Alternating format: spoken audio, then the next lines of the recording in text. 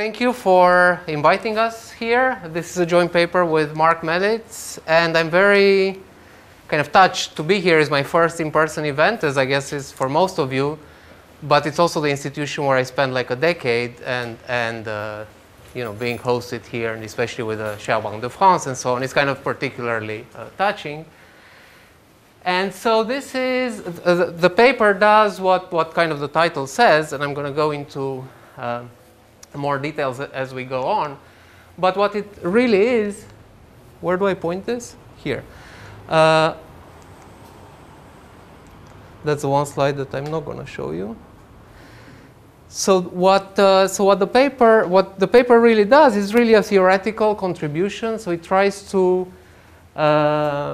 point to an amplification mechanism, to a theoretical amplification mechanism that goes back to a very basic macro question, which is when is it the nominal rigidities, that is to say sticky prices more specifically, when do they amplify things? So in particular, when do they amplify supply disruptions, negative supply shocks like the ones that we think led, in part at least, to the COVID-19 recession.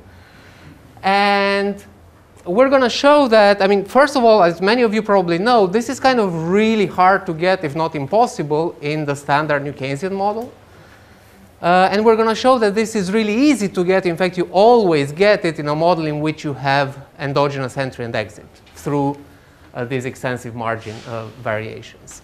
And we're going to make this point in the simplest pared-down model, but we argue that this transcends this specific model, and it's going to show up in pretty much any model with endogenous extensive margins that you can think of. And the key intuition is that price stickiness, which in the standard New Keynesian model kind of affects by definition only the intensive margin, because that's the only margin that's there, except if you have unemployment and such. But when you have the extensive margin too, it's going to distort that too in a way that's going to generate this amplification. So this is, you know, a theoretical point, but we're going to apply it to the COVID-19 shock, where first we see, I think, two things. One is a large protracted, we think is protracted. We can discuss about the MBR definition of a recession after if you want. But, you know, there was like a 12.5 decrease in GDP. This is kind of a big thing. And I think most macroeconomists would agree that this is a negative output gap. It's not just an efficient fall in the level of output and so on and so forth. So at least part of this is a fall in the output gap. So that's what we're going to try to reproduce. And the other kind of stylized fact is a big increase in exit rates. So variations in extensive margins, which I guess, I mean, you can see just by looking out the window. You look and, you know, many businesses had closed and during lockdown and so on. And not necessarily, by exit here, I'm not going to mean filing for bankruptcy and then never being back again or being back in some other form, but even just shutting down and then reopening 1 year after. From the standpoint of our model, this is going to be exit. Okay, so I'm going to call this, it's a kind of very large notion of exit. So there is some data. This is from this website that we all look at intensively, I think, in this period, the Track the Recovery website of Chetty et al. They have many things, but this is what you see here is a % change in the number of small businesses open, and you see that this went down by like 40% during the initial phase of the crisis. It kind of recovered afterwards, but then in mid-July it's still like 50% down. No? So it's a big 50%. There are many other kind of sources of data that paint a very similar picture. This is an aggregate object. There is a lot of variation across sectors, and that's of the essence here. And there are many other papers focusing on that, including some that we're going to see today. We're not going to talk about that. We're just talking about the aggregate. Okay? So there is, you know, it's much harder to get this data on entry. We can talk about that later. We used to kind of try to do this, but, you know, entry data is way trickier. But, you know, if you want to keep one picture in mind about the variation in extensive margins that we're going to try to go after, is this big increase in exit rates. And what does this imply for aggregates? And can this be used in order to explain why we witness such a big recession? So our two contributions, and then a kind of bonus one, are these. The first is what we call the entry-exit multiplier, the second part of the title, which is we're going to show that price stickiness amplifies the response of entry-exit itself, of the number of firms, to aggregate supply, TFP shocks. I mean, TFP, I don't want you to take it literally. It's just a metaphor for a supply shock. The production frontier shifts, you produce less with the same inputs. It's not just... and in particular, this multiplier, so the response in our benchmark, the response of the number of firms to TFP is going to be given by theta, where theta is the elasticity of substitution in CES Dixit-Stiglitz. And this is larger than 1 for monopolistic competition by kind of restriction. So, and 1 will be the response under flexible prices. So there is a multiplier in the sense that the response under sticky prices will always be larger than 1 and potentially much larger than 1 because we think this is like 6 or 4 if you look at trade data. But this doesn't necessarily mean that you're going to get amplification in the level of activity, because it just says something about what happens to the extensive margin. You need to solve for the full equilibrium. And that's a little bit of a trickier question, but to fix ideas, it's important to kind of decompose these things, to think of 4 possible scenarios. So what we're recording here in this table is the effect of a TFP decrease. So the increment of A is a level of TFP. So DA, a DA smaller than 0 is going to be a negative TFP shock. And we're going to decompose this into, so the first row in this table is a model with no entry and exit and representative agent. Things change with heterogeneous agents, but that's not the topic today.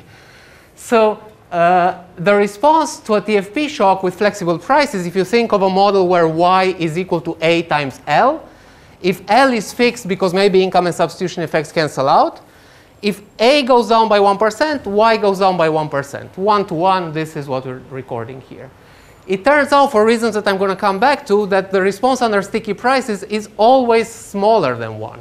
So the recession that you get in the standard New Keynesian model from a negative TFP shock is at most the one that you get under flexible prices. And that happens under optimal policy. Yep. Right. Under optimal policy, it's 1. If you don't have optimal policy, that's true for transitory shocks. For permanent shocks, it's the other way around, actually. But here we're talking about transitory shocks. So another way to say that is the output gap is positive. So the difference between the sticky price and the flexible price level of output, the output gap is positive. And if you think a recession is actually a negative output gap, I mean, we usually start scratching our heads and kind of hand-waving when we explain this to our students, when we teach the New Keynesian model, saying, yeah, negative TFP shock, it's an expansion. That's no longer true with endogenous entry and exit, and that's the point of our paper. Under flexible prices, so these initials we're going to use to record the equilibria throughout the paper, so F, S, and N, and E. So this little x is going to be the amplification that you get through entry and exit under flexible prices, and this has been the focus of some of our previous work with Fabio Gironi and so on. So you do get amplification of a TFP shock under flexible prices, but the key point that we're emphasizing in this paper, and our second main finding, is that the amplification that you get under sticky prices is even larger. Okay, so you get a big X that is larger than the little x, and you're going to get, therefore, a negative output gap. So entry and exit added to the New Keynesian model, or to the RBC and the New Keynesian model, completely flips around the effect of price stickiness for the response to TFP shocks. And furthermore, this multiplier is a function of the size of the shock. So the larger the negative shock, the larger the recession will be. There's going to be a concavity that's going to be kind of the essence there. And the kind of last, the kind of bonus point of this is that you're saying, well, wait a minute. So, always in model stuff is happening in the background, and maybe you're kind of hiding something somewhere. And yes, something does happen in the background, but it's something that we think is really cool, which is that in flipping this response around, what this does is actually it flips the response of hours worked. And we know that the response of hours worked in the standard New Keynesian model is also a little bit of an embarrassment, because in the standard New Keynesian model, a negative TFP shocks leads to an increase in hours worked. In our model, a negative TFP shock is going to lead to a fall in hours worked, like in the RBC model and like in the data most of us would argue. So I'm going to come back to that point. Just to say, you know, in doing this, it also kind of fixes this kind of issue of the New Keynesian model. So this is related to a large literature. Some of it that we worked on with Fabio Ghironi before, models with endogenous entry and exit and business cycles, and many others have worked, including people in the room. It's also related to papers looking specifically at the COVID-19 recession, but that emphasize different mechanisms that we think are kind of complementary and are kind of certainly part of the story. And in particular is related to this paper by Guerrieri et al., influential, rightly very influential paper, and all these other papers that actually emphasize things that have more to do with reallocation from one sector to another and so on. What's different about our paper is that it is about an aggregate TFP shock, and it is about kind of the general equilibrium response of aggregate activity, where both kind of the intensive and the extensive margin play a role. And then it's also related to this big, well, all the by now literature that some of us studied as graduate students and witnessed these fights between, you know, Minnesota and non-Minnesota, you know, what's the response of ours to a TFP shock? So there's going to be the kind of no longer a debate if you are ready to kind of embrace this kind of model.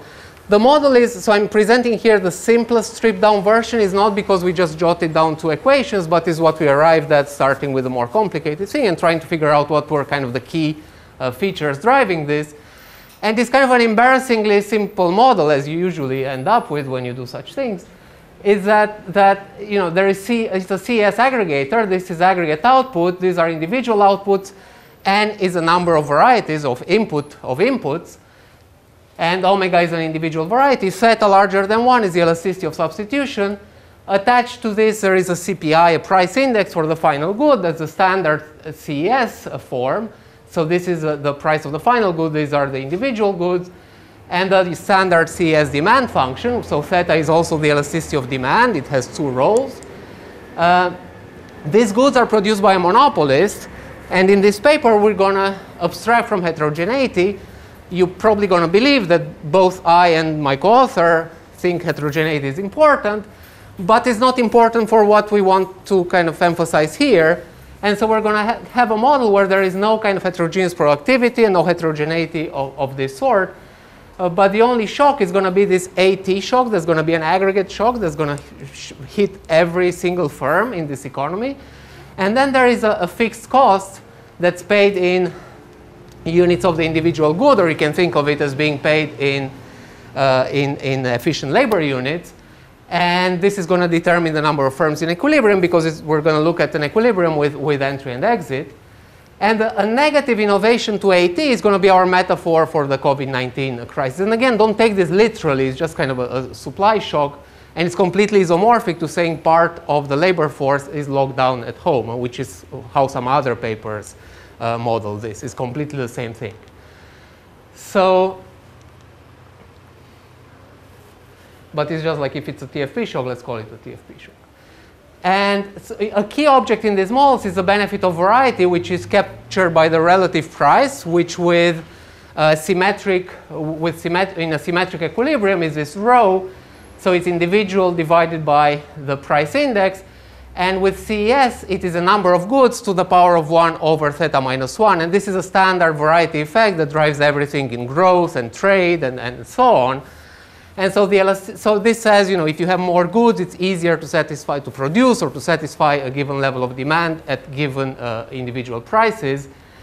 And so the benefit of that variety with CES, with the Dixie-Stiglitz form, is 1 over theta minus 1. And that's just a knife edge case that we're going to relax later. But it's kind of an important benchmark. So more theta, more role for the theta. We said that we're going to compare flexible and sticky prices. We're going to take even the other extreme just to fix ideas. We're going to take completely fixed individual prices just to kind of to kind of isolate and kind of distill the role of the extensive margin. So we have this new channel. We want to see by itself how much does this do. So let's completely turn off inflation in PPI, in producer prices, and let's see what we get by just having the extensive margin turned on. And then we're going to generalize this to having sticky prices, Rothenberg, et cetera, et cetera. Clarifying question, what's the little pt in the formula for rho? Is the individual price, is the price of the individual good. But it's common to all? Yes, it's a symmetric equilibrium because we have no heterogeneity, and so the equilibrium is going to be symmetric. And so what if I didn't have a Calvo draw last period? Ah, right. So here we're going to, so with fixed prices, is going to be, you enter, everybody enters, so that this is determined in equilibrium, and it's all kind of at the same time, as usually. But when people enter the room, there is a P bar written there, and they all produce at that P bar. And that's part of what determines the equilibrium. With Calvo, it's a little trickier. You need to say, what's kind of the reference price. And you can have kind of arbitrary choices. Sometimes they don't matter to first order. With Rothenberg, what we assume... This is Rothenberg. We do Rothenberg, yes. Okay. Like a limit Rothenberg. Yes. Then it all depends on what's the reference price, and it's...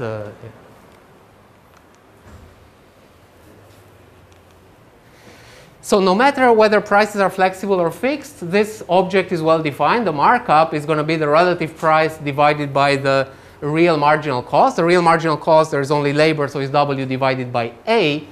And the profit function is sales. We already took out the fixed cost here. So it's sales minus labor costs. But then, it's funny to point to different things for different purposes.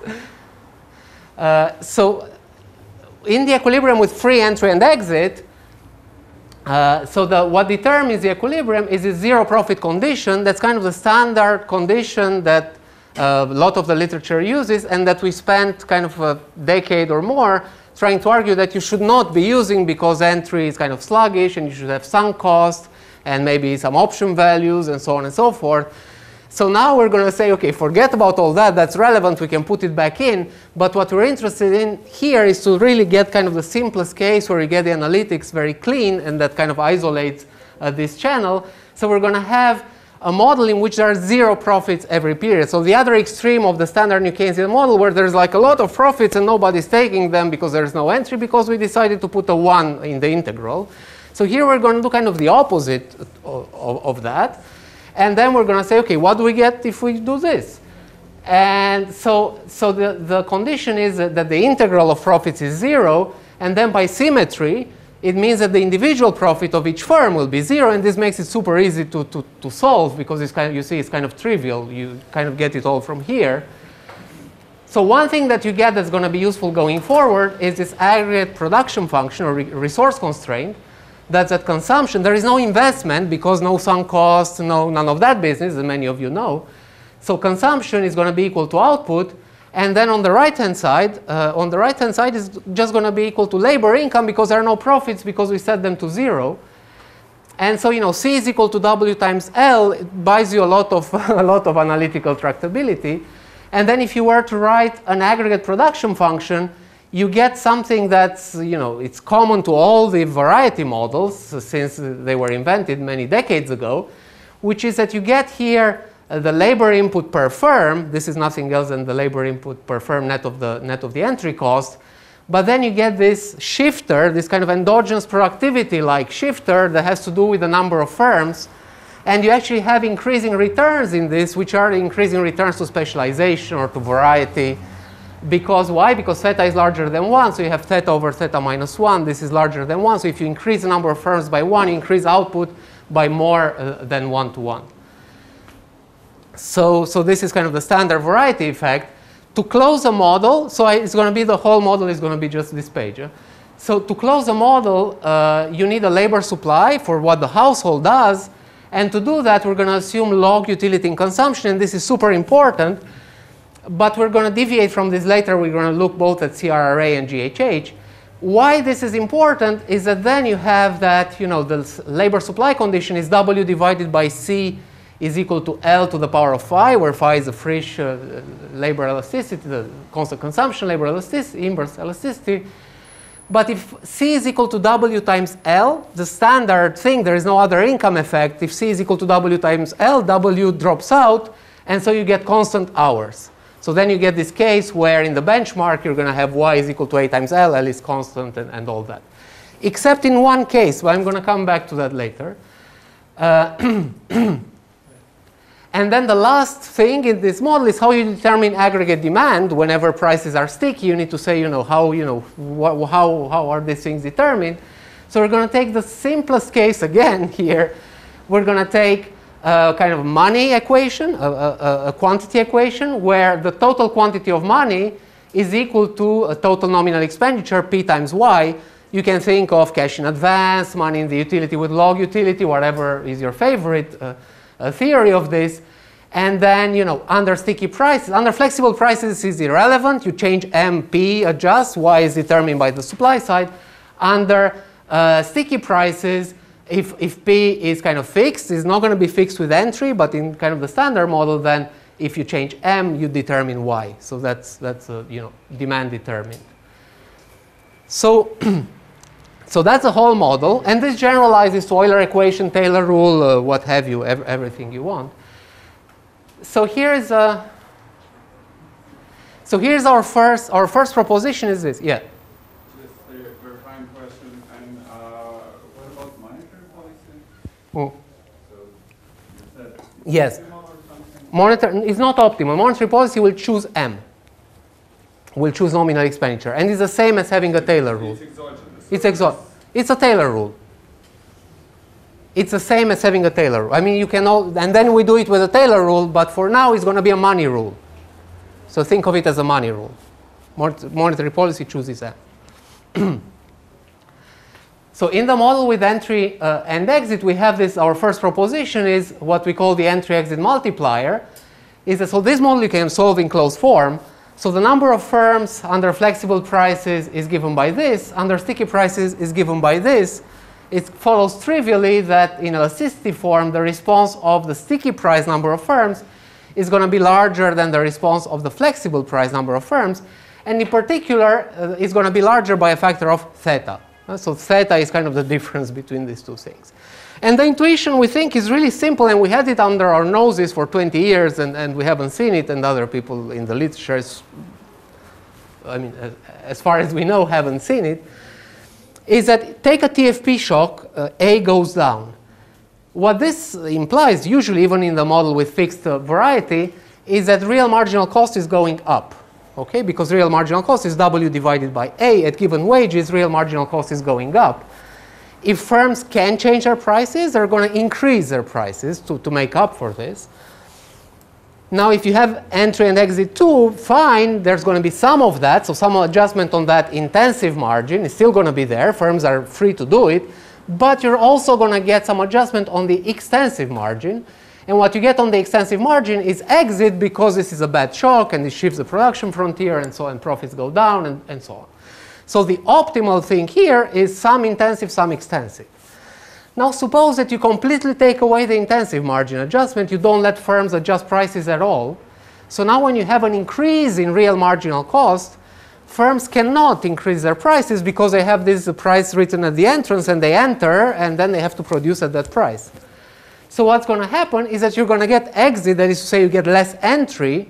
You get less entry because by not being able to increase your price in response to that bad shock, you're going to incur some losses. And the equilibrium number of firms with this kind of lower profits is a lower number of firms. It's a bit tricky that if you're saying, when you assume sticky prices exogenous, you're saying, look, you cannot adjust prices, so you have to do the extension. It's not extreme. It is. You don't deny all, because if you're about to die, maybe your prices are not sticky enough, right? Sure. This is well taken. I mean, I don't think this is like a realistic model. I think this is a model that points out to a channel and that we kind of maybe need to But I wonder if you have the possibility, because you're saying you can only leave when there is a shock, you cannot adjust the price. Well, of course you need. And then you're saying if there's a shock, people are going to leave alone. It's even different. I mean, here is not even you leave because there are no incumbents, because entry and exit takes place like every period. You don't know who is in the market. It's not people who were around last period. You just know how many of them are there. You know, so it's not. I agree that once you go to a model where you have kind of sunk cost and option values, and then firms to decide both, do I stay in the market? Do I adjust my price? And I think it also gets super complicated. It also gets super interesting, I think. No, but I think it's fine, assuming that sometimes prices are sticky exogenous, but in this case it seems to be fundamental because you are like loading everything in the extension area, right? It's the only thing that you can do. Right, because we want to emphasize what this channel does by itself. I agree that then, you know, it's an extreme way, but you know, so is saying there is no entry and exit at all. So. Sorry, just to understand this conversation, so that when a firm is entering, do they adjust the price on the precise moment? No, if the price is fixed, so in this extreme example, then we're going to have Rothenberg, and then all of this goes through. But in this extreme case where the price is fixed, they enter and they produce at the price that's kind of displayed on the entry door. So what I find it very interesting, but I think what would be useful for me is to understand how entry vis-a-vis the standard way of modeling with markups affects the labor wedge. There's a labor wedge representation in all three versions, in like entry, sticky, no entry, sticky, and flexible prices. And it seems that how the shock affects and how the modeling of the entry and exit affects that labor wedge is what drives. Right. Another way I would like to understand what is the mapping. Yes, I mean, I think another way to say labor wedge is to say the output gap, and that's what we're going to look at next. Okay. Because labor is constant. Yes, except in one case, but yeah. I was just wondering. I see. But the labor wedge is like the markup, I guess that's what you mean, and then that's kind of the counterpart of the. Here, condition on fixed price or sticky prices, the markers bring pro-cyclical. You're going to see that in a second. Yes, so there, to a TFP shock, yes. Which is like conditional on the shot. You know, they might be countercyclical, they might Yes. be pro-cyclical. It's not very clear on that. There's so much disagreement about the level of markups. The conditional cyclicality of markups is just, you know. So, can I go ahead? Or?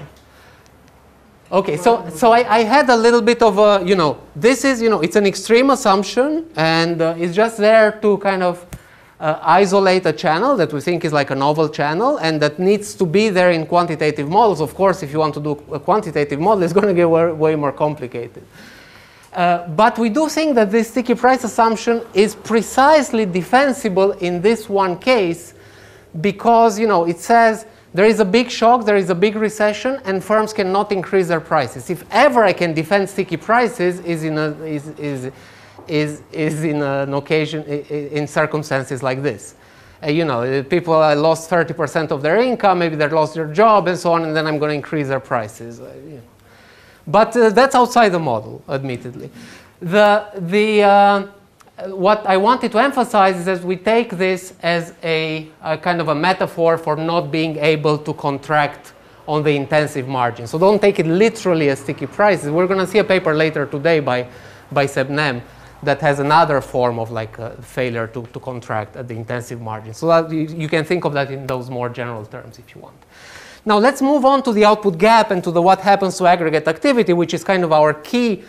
We want to explain this COVID recession. How do you get such a big negative output gap through this entry-exit multiplier? On the left-hand side here, we have, let me just start step by step. So we have the case with no entry and exit. And here we are plotting first with a red line the case with the flexible prices. Y is equal to A times L. It's kind of trivial. Output is supply determined. Whenever you have a bad TFP shock, L is constant because income and substitution effects cancel out. Whenever you have a bad TFP shock, output goes up 1 to 1. then with sticky prices, in the most extreme case that output is fully demand determined and y is equal to m divided by p, what you get is kind of the opposite, is that you stay at this level. Y is equal to kind of a fixed level, and something needs to happen in order to deliver this equilibrium adjustment. And we often hide this when we teach the New Keynesian model, but what does happen here is that if you have a bad TFP shock, what happens is that, remember, the real marginal cost goes up. In the standard New Keynesian model, profits go down, and now you have an extra income effect. So C is not equal to W times L, is equal to W times L plus D. D is going down, and so this negative income effect tells the household you need to work more, and it's optimal for you to work more because you have to consume this. And so when A is going down, hours are going up in the New Keynesian model, and this is the mechanism by which they do so. No matter what, the Euler equation, Taylor rule, Calvo, Rothenberg, whatever you have, this is kind of the key thing. And another way to say this is that the output gap is positive.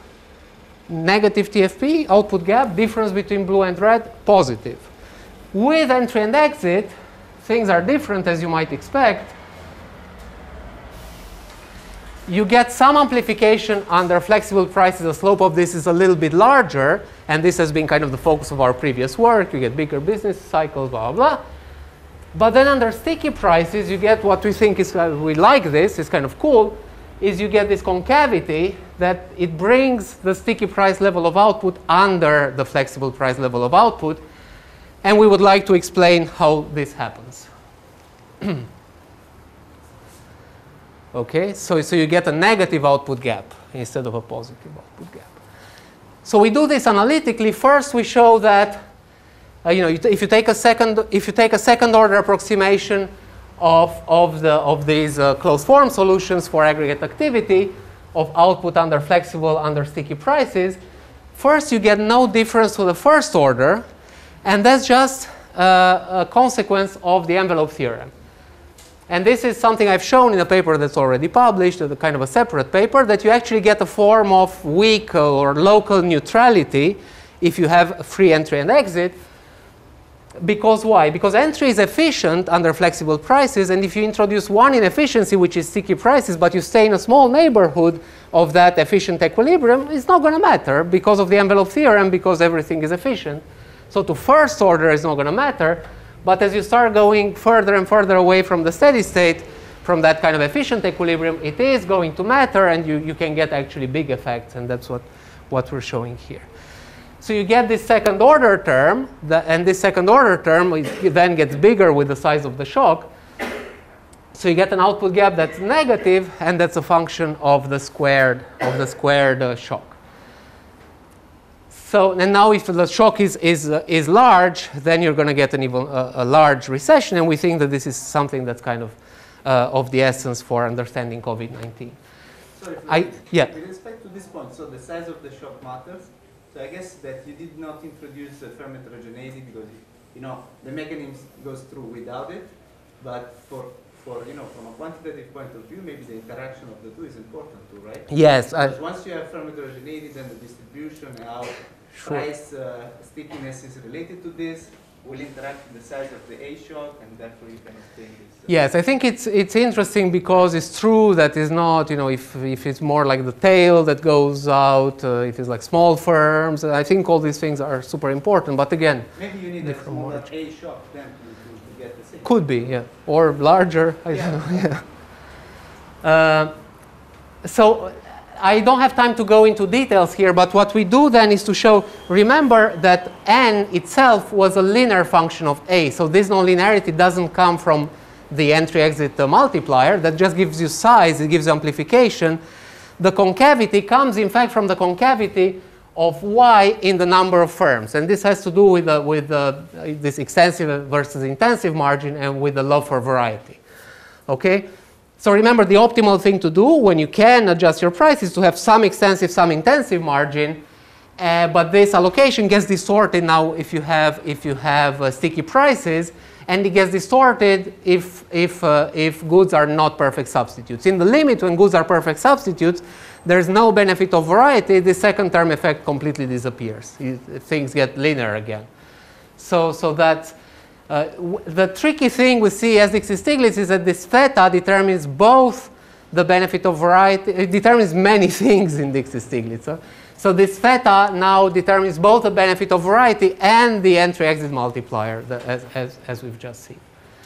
We're going to disentangle this later by taking preferences for which you no longer have this coincidence. Here is a kind of quantitative model, but quantitative in the standard New Keynesian sense, that you have a Rothenberg-Phillips curve. You have a distinction between PPI and CPI inflation, where the CPI inflation matters for the aggregate demand, the Euler equation. And as we've shown in separate work, in our previous work, it's optimal for the Taylor rule to respond to PPI inflation. We take a kind of standard parameterization, and here are the responses. So this is solved in Diner with a nonlinear solver, of course, because to first order you get zilch with C as Stiglitz. And this illustrates here, so the entry-exit multiplier, you get a much larger response to so this is the exogenous TFP process that we feed in, is perfect foresight. And then you have a much larger response under sticky prices, and you have a negative output gap. So the difference between the blue and the red here is this output gap, and the markup is pro-cyclical. And then you get some inflation in PPI, as you would also get in a model without entry. The crucial point is hours worked have exactly the same response, which is none here. Without entry, you would get a positive response of hours in order to maintain that level of consumption. So now, you get the same zilch response to a TFP shock for hours worked, regardless of whether prices are flexible or sticky. And that's kind of a more general point. So we're going to now move away from that, and we're going to show that more generally, the kind of bonus finding of this is that you're going to get a very similar response under flexible and sticky prices to a TFP shock. And this is a known controversy. Yeah? So in RBC, we know that this is kind of at the core of the transmission mechanism of TFP shocks, the procyclicality of employment and of hours. And in the New Keynesian model, as we've seen, we actually get the opposite. And what we show here, and this is best illustrated when you have GHH preferences. So we have these analytics that show the response of hours worked, where eta is the inverse labor elasticity with GHH.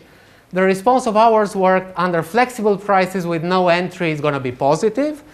The response of hours worked with sticky prices with no entry and exit is going to be negative, and the elasticity is theta because of this extra income effect of the profits. But then if you have entry and exit, you're actually going to get the exact same response between flexible and sticky prices. And we think that's a cool thing. It can still be kind of positive or negative, but that's going to depend on these elasticities. It's going to depend on whether the shock is permanent or not. Things that you can look in the data, long-run restrictions, etc., but it's not going to depend on our price is sticky or not, which, I mean, to me sounds like a pretty much orthogonal thing to whether ours should be pro or counter-cyclical. But I mean, I know some of my friends disagree with it. So then we do two extensions. I hope to have time so the first one is to say what we focus up to now is higher order effects. Let's see, can we get like a first order output gap, kind of in the linear term? Can we get that? The answer is yes, if you move away from CES, and one way to do that is to have external returns. So to have something that's often used in the variety models, to have the number of varieties here to the power of lambda, like an externality, okay? So this lambda now parameterizes how different the benefit of an extra variety is from the net markup, and this means you no longer have a coincidence between is the firm, how willing is the firm to enter in order to produce that product, and how much is it valued by the social planner or the consumer or whoever values it. The benefit of variety now is lambda plus 1 over theta minus 1. The markup is 1 over theta minus 1, so the benefit of variety is always larger, so you're always going to get too little entry. But now sticky prices, through the mechanism that we emphasize here, the entry-exit multiplier, gives you a way to have a larger response of entry. So of course that's going to be good, and that's going to be good to the first order now. So that's what we're showing here with the algebra, that then you get the first order output gap, and this first order term is going to be related to the lambda. Because you have this inefficiency, that then all of a sudden the sticky prices makes it easy, makes it relatively easier to ameliorate, okay? And of course, if you have first order, you can do the standard Galli-Woodford textbook, 3-equation model, etc. And we have this a little bit in the paper, but that's not really essential. The last thing I want to say is suppose that now we move away from CRRA utility. Log was important here, so we have C to and where sigma is the elasticity of intertemporal substitution. Okay, 1 over sigma is a risk aversion. So what happens then? It turns out if you redo the algebra is that the entry-exit multiplier, instead of being theta, now is theta divided by sigma. Sigma was 1 before. And the output gap is also something that's a function of theta over sigma. So whether you get a negative output gap and whether you get the entry-exit multiplier is now not about theta larger than 1, is about is theta larger or lower than sigma. So our amplification condition is that theta should be larger than sigma. This theta, I mean, if you look at the data, theta is between 4 and 8. Sigma is at most 2, you know, equity premium, blah, blah, blah. And so it's kind of, we think it's kind of comfortably satisfied. What this boils down to, if you look at the primitive utility function, is you need a negative cross derivative between the demands for the individual goods. In other words, you need substitutability or, well, with a grain of salt, a submodularity. Okay, so you need goods to be substitutable. But now this looks, and we got this here. Let me just finish this argument. So this seems to be like completely the opposite of this paper by Guerrieri, Lorenzoni et al., where in fact you need complementarity. So is this really the opposite? We think is not. So we're trying to argue that it is not. Why? Because our story is really about aggregate shock and then endogenous stuff happening at the individual good or firm level. And for that, you need substitutability. You need that when you cannot go to the cinema, you get a Netflix subscription. What this other paper does is it needs complementarity because it's about more aggregate things. It's about sectors. The sector shuts down. How do you get the other sector to shut down? I'm not going to give the example that's because I know Ambrogio is going to give it. So if one sector shuts down, you need the other sector to shut down, kind of for the whole thing to go down. You need complementarity. You need the cross derivative to be positive. But these apply to different levels of disaggregation. So you might well have both. You might well have that the disaggregate level, you have substitutability, you have these endogenous margins kicking in. And then at the more aggregate level, you have complementarity. And probably both of these things explain what happens in the data. So we actually think these two things reinforce each other. So let me just, so I'm out of time. I'm just going to leave you with these conclusions. We have these two contributions, I think. First is the response of entry, the entry-exit multiplier. Second is what that implies for aggregate activity. We think this condition is plausible because it says you should be more willing to substitute across goods, and you are willing to substitute over time. And if you cannot do Aikido, you're going to take some Tai Chi or Pilates classes. And then at the same time, it solves these hours co-movement issues. So that's all I have. Thank you. Thank you, Florin. Thank you for asking me to discuss this paper by Florin and Marc. And as some of you know, Florin is my advisor. And it's always a bit tricky to discuss the paper of your advisor. Either you say something bad and then you never get a positive letter. Either you say something good and stupid and then your advisor thinks you're stupid and then you never get a positive letter. So it's always a bit tricky. But you know, the good thing is like the paper is great, so there is only a great thing to say about the paper. So let me just like summarize briefly. Right? This is a fairly simple and super classy paper in the sense that, Florin and Marc managed to strip down, very complicated model to the minimum, such that to understand the mechanism, you just have to understand a bunch of, 3 or 2 equations. So the main takeaway, there is a bunch of contributions. The first contribution is this entry and exit multiplier, the fact that under sticky prices, you have a higher response of the number of firms to a productivity shock, and that leads to aggregate-demand amplification of supply shock. Essentially that you have this negative output gap following a negative productivity shock. On top of that, as a bonus, you kind of solve the New Keynesian RBC controversy on the response of labor to productivity shock, and it's robust to a more complicated model, as Florin has shown. So just let me describe this simple and classy model. Essentially, you have a bunch of producers that produce varieties. All those producers are the same, and they are aggregated with a CS aggregator. But the number of those producers is going to be endogenous, and therefore, they need to model entry and exit.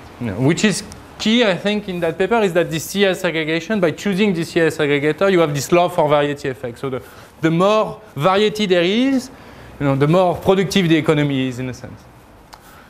Firm going to be subject to operating costs, so that's going to lead to some exit, right? They have to pay a per period cost, so which is quite different from previous work by Florin and Mark and co-authors, where the firm had to pay a sunk cost to enter. Here they just pay a per period cost, which simplify the analytics very much. And I think it's kind of if you want to know what happened with sunk country costs, just read other Florin and Mark paper. To that, you need this free entry condition. This free entry condition is also super useful because essentially it eats up profit. So the number of firms going to adjust such that the profit of the aggregate profit and therefore the individual profit, because firms are homogeneous, going to be equal to 0. That's going to be great, especially into killing the income effect due to profit in traditional New Keynesian model. They look at flexible versus fixed price. Here, they also assume this log utility together with the fact that you have 0 profit, which make labor supply constant, and then you can generalize that to the thing. So that's kind of the one-slide model. I mean, Florin did clearly a better job at presenting that model, but that's only what you need to understand the mechanism here, right? So there is 3 results. The first result is that after a negative shock, the number of variety is going down more with sticky price, and the idea comes from the fact that with sticky price, the firm, they cannot adjust the intensive margin by as much. So all the adjustment has to go through the extensive margin, that is the number of firms. So you have a negative shock, the number of firms under sticky price resurrect by more than the number of firms under flexible price, and then the love for variety effect essentially do the rest of the job. If you have a bigger adjustment in the number of firms under sticky prices, you have a love for variety effect. That creates those kind of increasing return, and that make output fall more under sticky price than under flexible price, which you can see here. And the fact that you have this, that the blue line is below the red line means that you have a negative output gap, which is a desirable property of a New Keynesian model like that. Finally, the third important result is that ours become procyclical with respect, conditional on productivity shock. And that's because the profit is essentially always equal to 0. So you don't have an income effect due to profit. So there is no situation in which profit goes down such that the household feel poorer and decide to work more to compensate for that, right? So it's this income effect, which is kind of always a problem in all the, I don't know if it's in the New Keynesian literature, it's kind of killed by this. Okay, so that's for the summary, and let me give my comment. The first comment, it's actually a comment that people hear quite often about those entry and exit model. Right? They go into the data, so that's what I did. I took the French firm level census data. So you have, I observe essentially all the firms in France between 1994 to 2018. Many of you know that data set. And I compute the entry rate, the number of entrants divided by the number of firms. I also compute the exit rate, but what you get is about 10%. So 10% of all the firms in a given year are firms with less than a year, right? This is yearly data, so that's essentially. So that's quite sizable. But then if you compute the value added of those entrants divided by the total value added, right? So the GDP, then you get something like 2%. And the traditional critique of those type of model is okay, entry and exit cannot be the margin of adjustment, cannot be so strong such that you have all this effect of the response and output and so on, right? And the question is is this a fair comparison? So I don't know if you, but I was very careful in saying that the number of variety was endogenous and not the number of firms, and I think because there is a big difference between the two. So I think this comparison and this usual argument that people hear quite often about this entry and exit is not very fair in the sense that the model really looks at variety. So what you want to look is product data. Right? Problem with product data is not as available as the firm level data. So people always have those numbers in mind, but never those numbers in terms of product. And product is a big difference, right? Because some products are super, super big and super important for the economy. For instance, I always give this example. In 2012, right, there was the newest phone that you could buy was an iPhone 5, okay? And, JP Morgan, that's a quote from a JP Morgan report, predicted back then that the release of this iPhone 5, so like one product, will add between a quarter and half a point of GDP growth to the annualized GDP in the last quarter of 2012, right? So just one product adding almost half a point of GDP, right, compared to the contribution of the number of firms and of young firms. So I think this is very important if you want to compare the mechanism of this type of model to what you see in the data. You really want to look at product data and not firm data, right? It's easy to look at firm data because everyone has them. Like, look, that's what I did in. But product level data are harder to find, and they most likely, the extensive adjustment in product level data are most likely, have a stronger quantitative effect. Plus, here, this is a model of homogeneous firms. So you are only reallocation that happens is between the firms that are there and the entry and exit firms. So really what you want to compare, when you confront this model to the data, you want to also look the role of reallocation among firms that is completely muted in this model. Second comment is really driven by the fact that I wasn't able to buy a PlayStation 5 since like a year, and I think to me that reflects the fact that there is a problem in the supply, right? And I think there is a problem in the supply in a sense. So this is the inventory to sales ratio, that went up during like the lockdown, and now it's historically low. This is the price of transporting from China to the US, and that's that's 2,000 and that's 14,000. So it was multiplied by 7. Right? That looked like, at least in the recovery, that doesn't look like a negative output gap to me. It looks like there is a supply shortage, there is a problem in the supply, and not necessarily in the demand. How can we think about that in this model where you always have a negative output gap? Maybe it's not proper to the recovery and so on, but maybe I'm just this is just temporarily. And next month I'll be able to buy the PlayStation 5. I really hope so. But that's how can you rationalize that? It's good to have this negative output gap, but what happened during the recovery?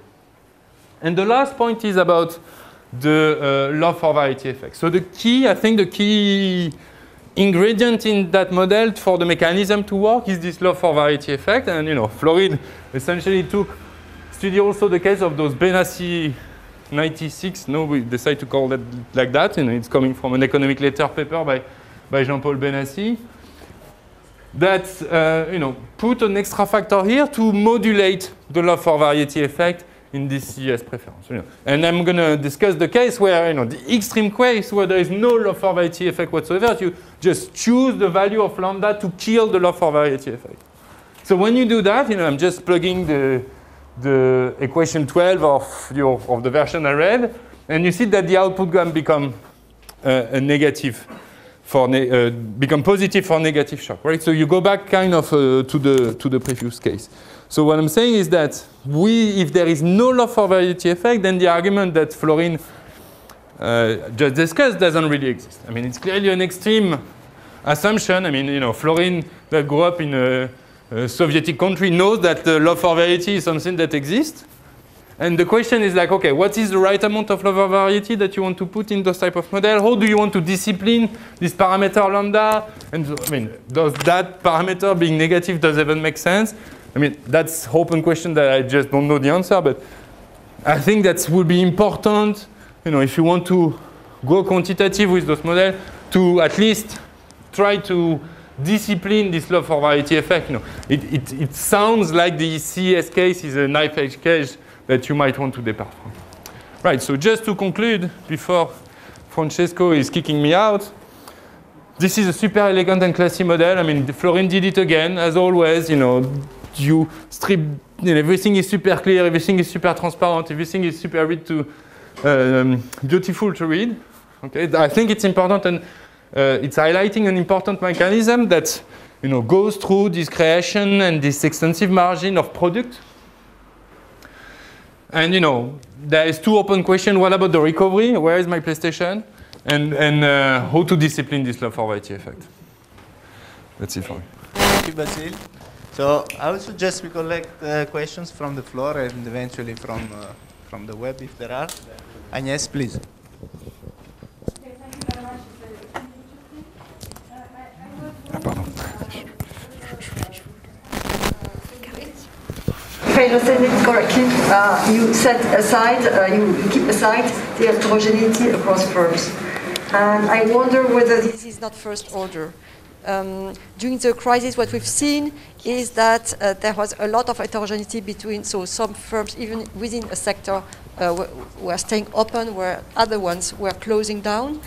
And what we've seen also is in many sectors that firms were partly open, partly closed.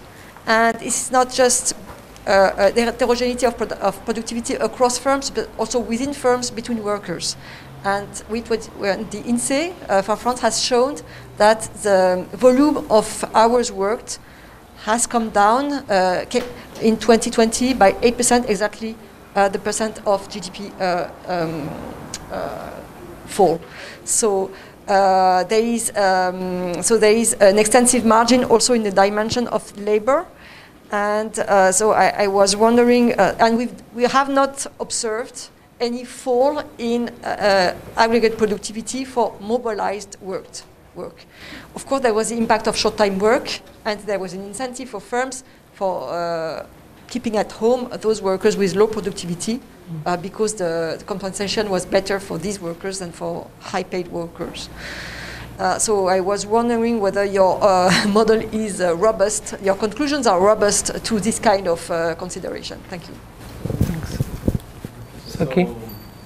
So I think the message that I take from the paper is that in the standard Keynesian model, there are no consequences of having countercyclical markups. In this model, the consequence is the entry, so that has an effect on the efficiency wedge. And so another version of the or variation to the Keynesian model that I can think where that happens, actually the only one that comes to mind is one where you have a capital stock. Right. So why? Because like future expected, reduction in margin in markups tell you that the price equity ratio of investing in capital goes down, so you invest less, and there's an extra amplification. So I was wondering, since you have done work with a capital stock, whether the puzzles that you're resolving here, you also resolve in the model with capital stock. Yeah, excellent.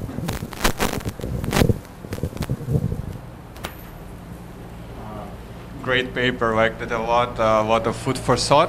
Just a quick question. So sometimes in this new Keynesian models, moving stickiness from prices to wages helps. Yeah. And so I understood that you don't have sticky wages. So I was wondering whether you can say anything about that. And like a second quick question. So this condition that theta must be greater than sigma, is sigma a Sierra rate coefficient or intertemporal elasticity of substitution? Because intertemporal elasticity of substitution. Oh, it's intertemporal elasticity. Great.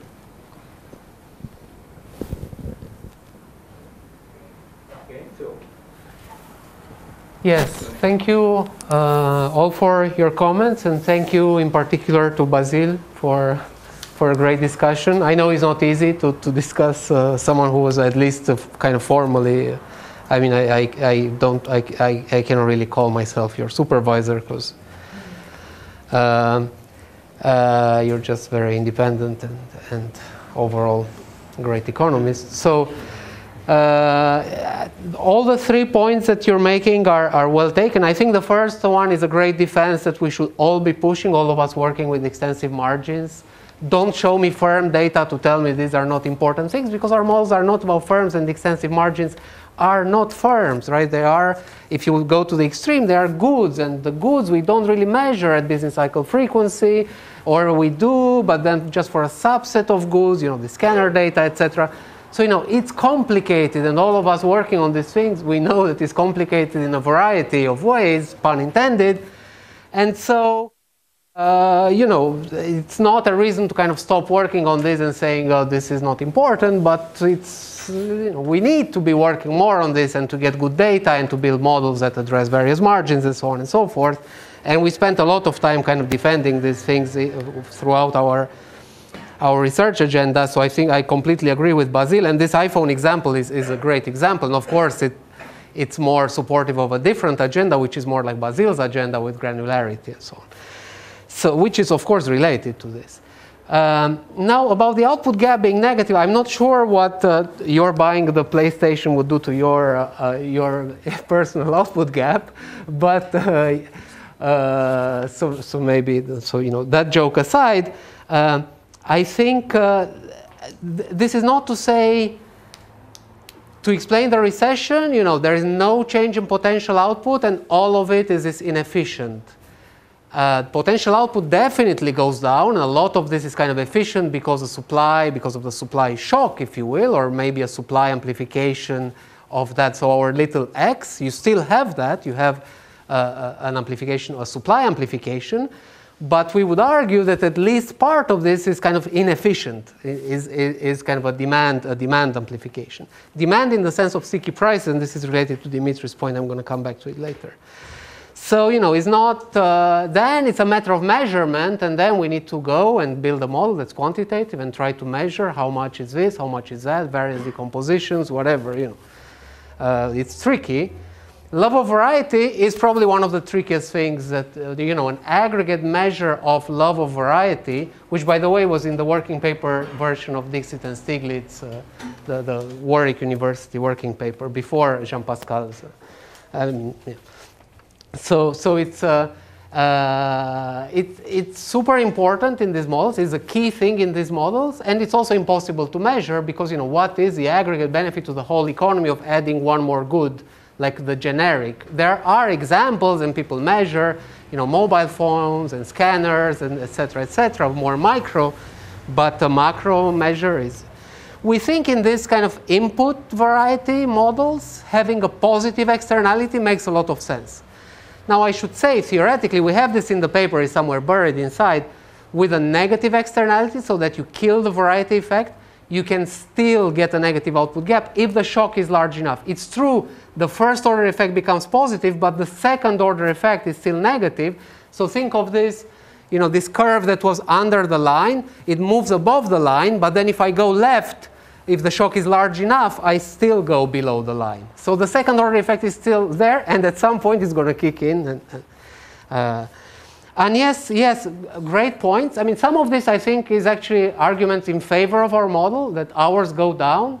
That's what you get in our model that you don't get in the standard New Keynesian model.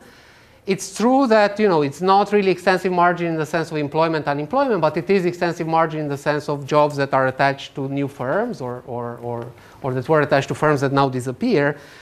It's not an extensive margin in labor, of course, but that said, I should say that we abstract from a lot of things here, and that's not to say that they are irrelevant. We think they are important, and I think it would be super interesting to extend this to have heterogeneity. Again, perhaps especially Mark in this class of models. I think he's kind of convinced that heterogeneity is kind of important. So, but we really wanted to emphasize what happens, you know, without heterogeneity. So, and you still get just this kind of size effects that are large. But I do agree that it would be interesting to look at this, at reallocation. There are a lot of margins that are clearly not in the model and that are interesting. Saki's, you know, perfect point, great point, and of course we wanted to look at this, and we realized that there are already papers that do this. So Shushanto Basu has a paper. I mean, I don't know if they circulated the paper yet, but he showed me his slides. So where they look precisely at how you can get this negative output gap by just having capital. But I actually discovered that there is a paper that has that somehow buried in by Cristiano Cantore and Miguel León Ledesma and others in the JEA a few years ago that looks precisely at the hours co-movement business and where you can get, and they actually also show that you can get this with capital. And the last point, Dimitri's point, also excellent point. We actually looked at the version with sticky wages. Everything we have said here hinges upon sticky prices, not wages. Because why? Real marginal cost, the firms cannot adjust the price, and this matters then for entering or not. Sticky wage, you completely kill that because it's a household doing it. I guess in a sense, it's similar to what you get with sticky wages in a search and matching model, if you will. So, you know, when you look at extensive margins in labor, and so that would be more the, you know. I wouldn't be so sure, because if you have sticky wages, it's going to affect labor efficiency depending on how you construct the labor market. So even if the marginal cost, you know, if you just measure price minus wage, it's constant. The quantity is the quantity for that margin is going to fall. So I wouldn't be that sure. You mean in our model? If you put sticky wages, I still think that. Yeah, we have a version. We have. I mean, what is it will matter for the aggregates for the reason you mentioned, but it's not going to change the response of entry. It's not going to change the response of entry because it doesn't change the price signal to firms actually. I mean, it could be that there are cases in which it would also affect the response of entry, but this clean mechanism that we point out is no longer there because that's entirely driven by marginal cost and the price. You cannot change it. So that kind of clean thing disappears. There's going to be a new mechanism, but it's not that clear cut.